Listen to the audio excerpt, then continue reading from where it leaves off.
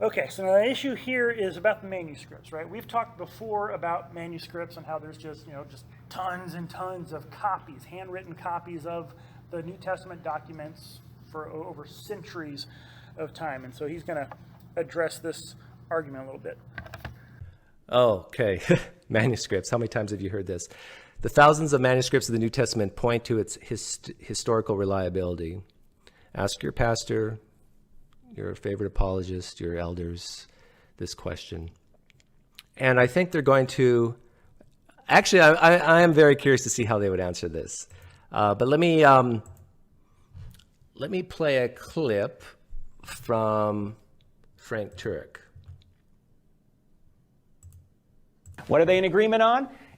This is when it comes to manuscripts, this is a blurb from Frank talking about Bruce Metzger and Bart Ehrman. A lot of Christians hate Bart Ehrman because he's effective. And this is a famous quote that apologists throw out. He and I were put into a room and asked to hammer out a consensus statement on what we think the original text of the New Testament probably looked like. There would be very few points of disagreement, maybe 1 or 2 dozen places out of many thousands. The position I argue for in misquoting Jesus does not actually stand at odds with Professor Metzger's position that the essential Christian beliefs are not affected by textual variants in the manuscript tradition of the New Testament. Well, why would you write misquoting Jesus then? Not you, but Bart Ehrman, right? Right. Well, the reason Ehrman says that his position is not at odds with the essential Christian belief is, well, first of all, what is the essential Christian belief? That Jesus rose from the dead, is it not? I think most Christians would say that. It's because the resurrection is a theological belief, not a historical one. History is about what probably happened in the past, and miracles are the least probable event. So that's why Bart Ehrman says what he says about Bruce Metzger, that the belief in the resurrection is a theological one. That's believed based on, some people say, faith, and it can't be answered by the historical method. So again, please don't use manuscripts to say, well, Jesus rose from the dead. 43% of the 8,000 New Testament verses are in manuscripts. This is from Frank Turek's own video. 43% are before the year 225 AD.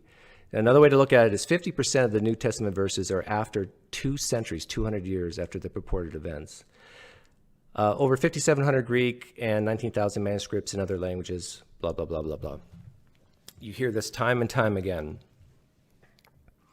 If I was to take a piece of paper and write, "For God so loved the world that he gave his only begotten Son," handwrite it, have I just created a manuscript of the New Testament? Well, Doug, this is the year 2018, so that's a silly question. Okay, the year is now 900 AD, and I write, I find a text, a text that says, "For God so loved the world," and I take my own pen and I write, "For God so loved the world," and then I also speak another language, and I copy that in a different language as well. Now I got 2. How in the world what I just did in 900 AD helps to say that anything that I've written is, number one, true, or that what I copied it from was copied correctly from wherever that came from? It doesn't. And so when apologists and pastors say that, oh, just look at all the manuscript evidence and nothing else even comes close in history, that says nothing about its veracity, whether or not it's true. And if you look at a lot of what apologists and pastors say, the smart ones are very careful in how they word it. They'll say, well, that just means that each copy is consistent with the other. But the not so smart ones will basically say this shows that we can trust it. So let me play a clip of William Lane Craig saying that exact same thing. Now, let me just be very clear about this. That doesn't prove that the text is true. This doesn't prove that the text is historically accurate. It's just to say that we know what 99% of the original wording of these documents was. Keep in mind, we don't have the original documents. So I think William Lane Craig is using the word "no" very loosely here. How can we say with 99% confidence, at least, that it matches the originals when we do not have the originals? So you see, that's not the same as saying that it's established with historical accuracy. Sometimes Christians make this mistake. It's just to say that we now know what 99% of the original words in the New Testament were, and that 1% that's still somewhat uncertain are just utter trivialities on which nothing hangs. Utter trivialities. Well, there's definitely some manuscript differences that are not trivial, like the ending of Mark. The first gospel written ends in a cliffhanger with the women telling no one of the empty tomb. Another thing you can bring up with your pastor, apologists, elders is the distribution of manuscripts. That I think it's over 90% of all the manuscripts that we have for the New Testament are 1,000 years after the purported event. 1,000 years.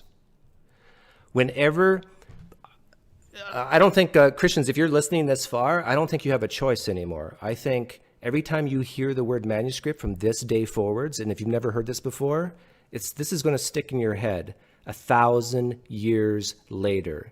Whenever a Christian is going to, or a pastor apologist says the word manuscript, you're going to think 1,000 years later. The vast majority of these manuscripts that we have are from that time period, 1,000 years later. Daniel Wallace acknowledges it should be pointed out that most of our manuscripts come from the second millennium, not century, millennium, AD, and most of our manuscripts do not include the New Testament. If one excludes later medieval manuscripts, Wallace notes that only approximately 124 manuscripts come within the 2nd to 4th centuries CE, which is considerably a smaller number. So when you see that, 5,700 Greek and 19,000 manuscripts in other languages, I want you to think that, 124. Okay, so, and this is something that you will hear often. He's right. This is something that preachers and apologists and Christian teachers will talk about, is the embarrassment of riches that Christianity has for copies of the Bible. That we just got thousands of them in Greek, in Latin, in Syriac, in Coptic, in just name the language of the ancient world. They're in there. We've got tons of them all over the place, and so it is something that gets mentioned a lot. Now, this is his statement that the thousands of manuscripts of the New Testament point to its historical reliability. And he argues, says, no, it doesn't. And I'm actually going to agree with him. The point of all of the manuscripts is not to say, well, because we have so many, therefore you can trust it. Therefore it's true. Because we have so many copies, therefore it's true. That clip he played from William Lane Craig, who is probably the prominent, currently like today, he is the prominent Christian philosopher, academic. There was one atheist who debated him, who referred to him as the Christian who puts the fear of God in atheists whenever they debate him, because he's that smart, that good. But he's pointing out, just by saying that the point about the manuscripts is that we can reliably reconstruct what the original said. Now, that doesn't go all the way to say, therefore it's true, but it's a really big step in that direction. Because one of the number one challenges that I hear people about Christianity and about the Bible is it's been changed. Over the years, it's been translated and copied so many times. There's all these changes. You can't trust what it says. You don't know what it said, what the originals wrote. Well, actually, yes, we can. That's why having all of these copies comes in handy. And so he plays this clip from Frank Turek. Frank Turek is another popular kind of, I'd say, leading, maybe, apologist teacher. He's a really in-demand speaker and teacher on these issues. And he talks about quoting Bart Ehrman, who is an agnostic, probably leans towards atheist, used to be an evangelical. I think he used to actually be a minister. And he, got to studying things and got out and decided he didn't believe anymore. But there's this idea that the essential Christian doctrines are not affected by the textual variations in the manuscripts. We've talked about this before, that if you look at the number of variations, there are a round number, 400,000 variations in the New Testament. But every single time there's any kind of variation, it could be a spelling error. That counts as one. Right? It could be they wrote Jesus Christ, and this one over here wrote Christ Jesus. That's a variation. Right? So even those sorts of things is what they're counting. And like they even said, the vast majority of them, something like 99.9 whatever percent of them, are meaningless. They've got nothing to do with anything. They're spelling errors, they're typos. They're where cities will have different names, right? So the Greeks might call this city one thing and the Romans call it something else. And so you'll have two different names that get used. Sea of Galilee is also called the Sea of Tiberias, but it's talking about the same body of water, right? Those are variations. They don't mean anything. And the variations we do have that we can look and go, okay, yeah, that's actually, they're different. They're saying two different things. These two copies do not match up. They don't touch anything like the Trinity or the resurrection or the deity of Christ or any of that. And so, all right, so let's go through some of these claims that he makes. He says that the resurrection is a theological claim. It's a theological belief. It's not a historical one. Well, but the claim is that the resurrection was an actual event that took place in history. There was a real person who really died on a cross, really got buried, and really came back to life. That is a historical event. It can either be confirmed or refuted by historical evidence. So no, it's not a theological claim. The theological claim is for them to say, no, you can't believe stuff like that. We have to find a different idea. Now, that's a theological claim. Christians are actually a little more open-minded than atheists when it comes to examining stuff like this, because for us, all options are on the table. For the atheists, they say, no, those supernatural things, those miraculous things, no, those can't be considered. They're actually a little more closed-minded than the Christian on this stuff. It says the question of the resurrection cannot be answered by the historical method. Again, why not? If it's an event in history, the historical method examines it. It says history is about what probably happened, which is true. We weren't there. We have to kind of piece it together and kind of figure it out. And a miracle is the least probable event. The idea of miracles, by definition, a miracle is going to be rare. Right? I mean, if miracles were happening all the time, all over the place, they wouldn't be special. Kind of the point is miracles are rare, so they're saying, by definition, the normal thing that happens is not a miracle, so the miracle is the least likely candidate. However, rare does not mean less probable, does not mean less likely. If it's what best fits the evidence, then that is your answer. But see, the skeptical mind is automatic doubt, automatic disbelief. And so if you piece it together and you look and you say, here's the evidence, and the resurrection is the best explanation, which it is, and they go, well, hold on, there's got to be some other explanation. Any other explanation you can come up with, they will think that's automatically better than a miracle. But that, again, is their belief idea. That didn't have to do with the actual evidence and the actual claims of history. Simply copying something centuries later does not make it true. nor does it mean that what I copied from was true. Okay. Remember that very important question, that someone will drop a statement like this to you, and you have to remember that very important question.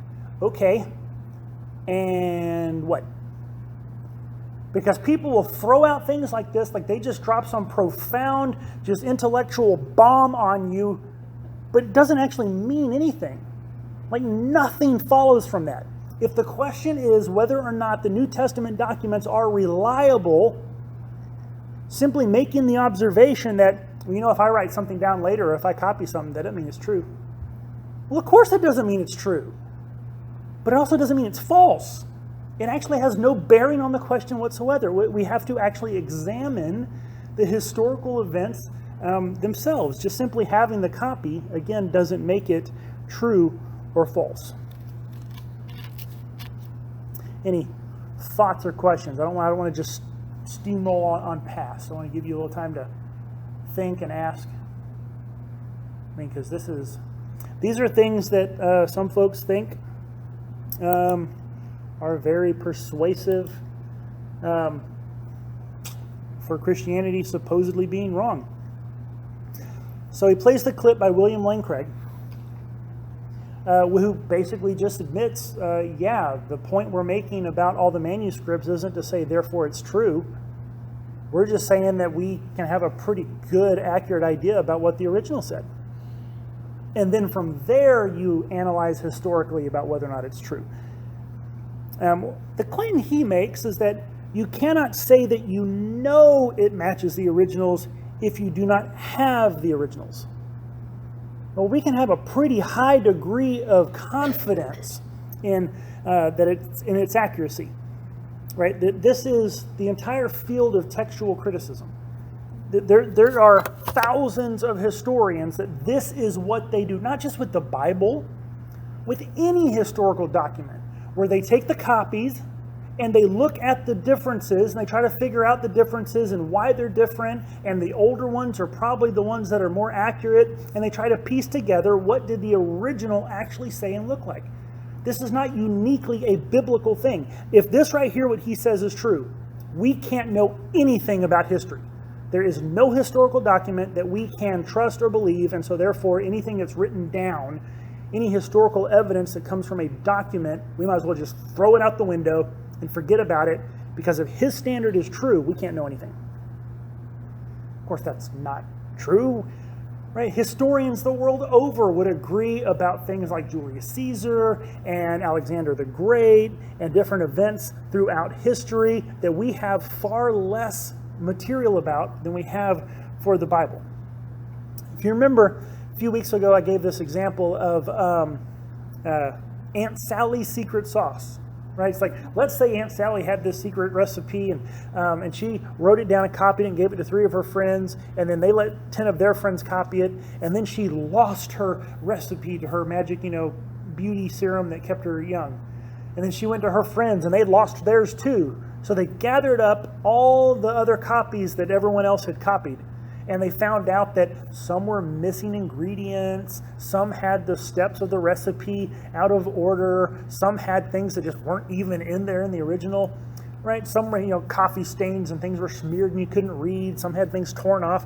But if you put them all together, you can kind of piece together what the original said. This is kind of common sense. We do this automatically in something. If you ever send a text message and you misspelled something, what do? Never happens. Thank you, right? It'll misspell them for you, right? It'll make up new things you weren't trying to say, right? But you turn around and you send another text message. Okay, if you're on the receiving end of that, you look at the first one, you look at the second one, you go, okay, that's what they meant. And now imagine that you have someone who is just really OCD perfectionist, and the first one they sent you was wrong. Oh, I have to correct that. So they just resend you the next message, and then that one had a different error. And then, that just bugged them. So they had to resend it again. And you end up with like 10 different messages, but they all have different errors. Could you piece together what it was they were trying to say, despite all the little errors? Right? That's textual criticism. That's exactly what historians do. And so he's trying to say you can't know if it matches the originals if you don't have the originals. Yes, we can. This is the work of historians, regular, day-to-day, maybe even especially a Christian thing. It's just what historians do. So it's kind of a weird claim. Okay. Says some of these differences are not trivial. Right? William Lane Craig says they're trivial differences.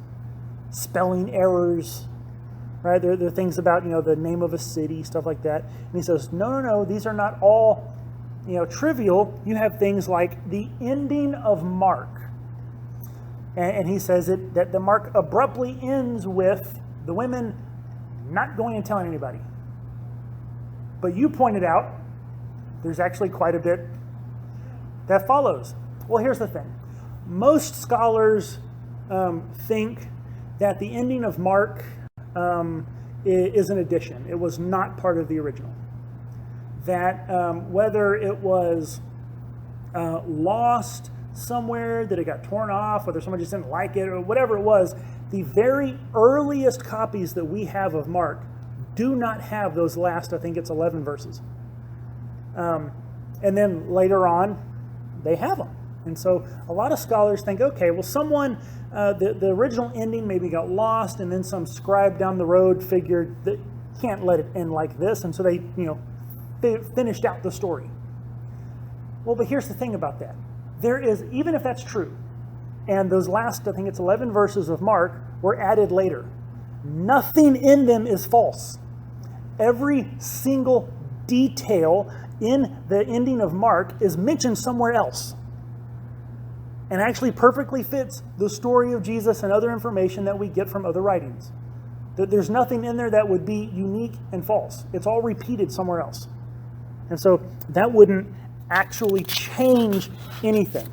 So even if the ending of Mark is a later addition, it's trivial because it doesn't change anything. It doesn't alter any theology. There's nothing in Mark that then would turn around and have you say, oh, well, this is a different account of Jesus. It's teaching something else. No, it agrees with everything else in the New Testament. And all the details, as best as I can tell, are actually repeated somewhere else. So maybe just some, motivated scribe didn't like the ending, so he took, the other information he already knew and just crafted one and stuck it on there. That's possible. Either way, it doesn't actually change or affect anything theologically. This one's fun. 90%, I'm not sure about that number, but he says 90% of the manuscripts come from 1,000 years after. Right? Because this is a big thing that we like to talk about. That we have, not only do we have more manuscripts than anyone else in history, that the Bible has earlier manuscripts than anyone else in history. But he points out, and this is true, what he's saying here is not false. This is actually true data. That the bulk, the big, just lion's share of copies we have come from the second millennia. They come after 1,000 years. Does anyone know what happened around the year 1000 AD? Or why we would have? No, that's going to come a few hundred years later. These are hand-copied manuscripts. Paper, they probably had some, developments in paper. This is around the time that you had the rise of monasticism, monasteries, monks, who one of the main things they spent their time doing was copying Scripture. So now all of a sudden, after the year 1000, is about when you have this explosion of all these copies. Why? Because you got monasteries all over Europe filled with monks who are just sitting around copying stuff. That's why we have tons more that come later, but we do have earlier. Right? It's not as if we just all of a sudden, poof, everything pops up 1,000 years later. We have early copies. Not as many, because it, sorry? Question. So were there additional books written at that time, or there's more copies? It was just more copies. It was more copies. by that time, I mean, because I think it's by about 300, 400, or actually earlier than that, but officially on paper, church council decided and verified and ratified. We had the Bible, the 27 books of the New Testament, really early on. Within 2 or 3 centuries of Jesus, they were pretty much widely agreed upon, and everybody said, these are the canon, the actual inspired Word of God. And so, no, but by 1000 AD, anyone tried to introduce a new book, they would have gotten probably excommunicated or burned at the stake. That's how they did it back then. So, okay. But we get to say that all-important question, okay, so they were all 1,000, or a bulk of them are 1,000 years later.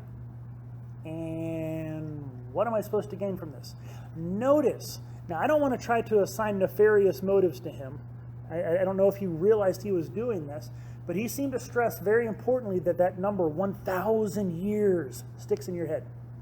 Whenever someone mentions manuscripts, I want you to think 1,000 years later. Right? It's like he's training you to the suggestion that this is what's going to pop in your head. So whenever a preacher gets up and says, we have early manuscripts, 1,000 years, right? And so that's going to be what jumps up in your head. And he even quotes Dan Wallace. Dan Wallace is probably one of the leading Bible scholars in the world today.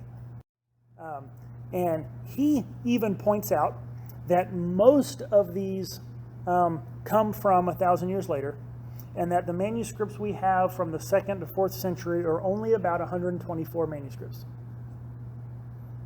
So whenever someone stands up and says, we have over 5,000 full Greek manuscripts of the New Testament, and you think 1,000 years later, well, we only have about 124 that come from closer to the time of Jesus. Ooh, only 124? Wow, that's a much smaller number. I mean, because we're talking, something like 5,800. Oh, that's whittled down to 124. And again, he stressed that 124. Only 124. He's trying to get you where that's going to pop in your head whenever you think about this. What's interesting is he tries to kind of pit Dan Wallace against Frank Turek. Frank Turek probably gets most of his information from Dan Wallace. Okay, that's probably the go-to Bible scholar that Frank Turek is quoting. These figures that he's quoting right here are probably from Dan Wallace. So it's really interesting that he's trying to pit the two against each other. But let's just take it. Let's just say, okay, Dan Wallace's figure, 124 manuscripts, is completely right. Let's say within the first couple hundred years of Jesus, all we have from that early is 124 manuscripts. It doesn't disprove anything here. 43% of New Testament verses are in manuscripts earlier than 225. Yeah, they are. That's a lot of verses. Half the Bible that we have dated back that early. Okay, he says, oh, well, all these Greek and manuscripts and other languages, those don't really count because most of them were later. Well, most of the Greek manuscripts were later. A lot of the other languages are very early. We have things that were copied into the other areas. Because remember, the church, kind of early on, they took on Latin and said only Latin, and you weren't allowed to copy the Bible. So in the first few hundred years is when we actually get it translated into all these other languages. So even if the copies of those languages are a little later, we know it was copied early on.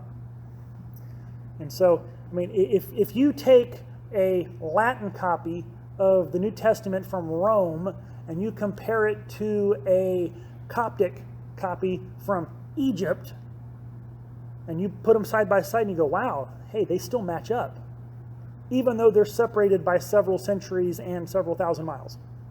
They still match up. That's a pretty impressive. That means nothing's getting changed. I love this because I don't know if you noticed.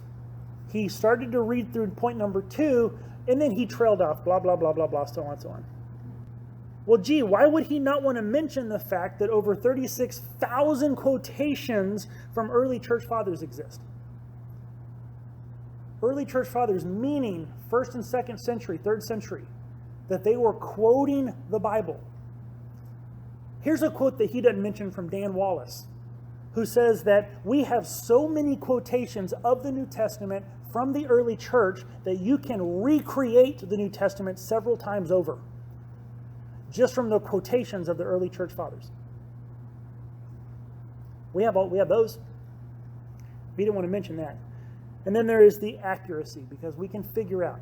We have so many copies. We know where the changes were made, when they were made, and which is most likely to be the original.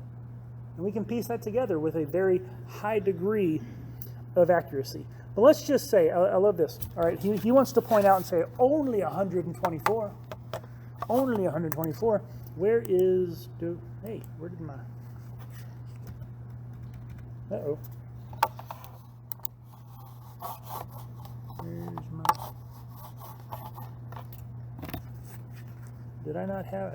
I guess I didn't have it in there. That table you have, where it has the different authors and when they wrote and all that kind of stuff. This is very common. Just about any kind of presentation or book or anything that you're going to read about the Bible being reliable, you're going to find this information. This is comparing how the Bible manuscripts stack up against other ancient histories. So let's say that we take those 90% from 1,000 years later off the table, and all we're looking at is, let's say all we have is that 124 manuscripts. Look at that last column there, number of manuscripts. If you don't count Homer, because he's like in a league of his own with those other guys, but if you don't count Homer, all these other ones, well, they don't have a lot of manuscripts either. I mean, the average here is 175. Well, we got 124. We're right there in the same ballpark with every other historical writing of the time. So what does that do? Nothing. We're just in the same ballpark as every other historical writing. And they don't find these problematic. They will read these historical documents and say, these are reliable. They use these to form history. If you open a history textbook, the information you're going to find in there are from these historians. They find them credible and reliable. Okay, so we only have 124 manuscripts. All right, so does everybody else. Right about the same number. But look at the time gap, because that's a very important thing. When was the first one written, and when is the earliest existing copy? The two closest, besides the Bible, are Sophocles at about 100 to 200 years, and Thucydides at about 200 years. The average time gap is 695 years. What's the time gap for the New Testament? What does it say? 40. Okay, so we're right there neck and neck on par with everyone else with our number of manuscripts, but look at what that time gap. We blow them all out of the water. So even if, hey guys, whenever you hear manuscript, I want you to think 1,000 years, and there's only 124. Okay, well, even by those standards, the Bible is still far ahead and above all the other historical documents, which no one else is being so skeptical about.